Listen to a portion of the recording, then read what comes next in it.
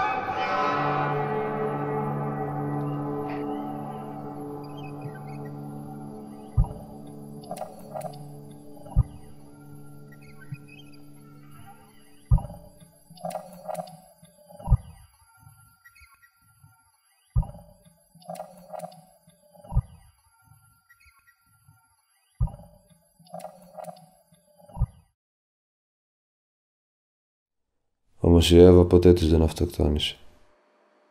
Γιατί κάτι άκουσε στο ραδιόφωνο η κυρία Παπαποστόλου πριν να το ρίξει στην μπανιέρα που την έκανε να αλλάξει γνώμη.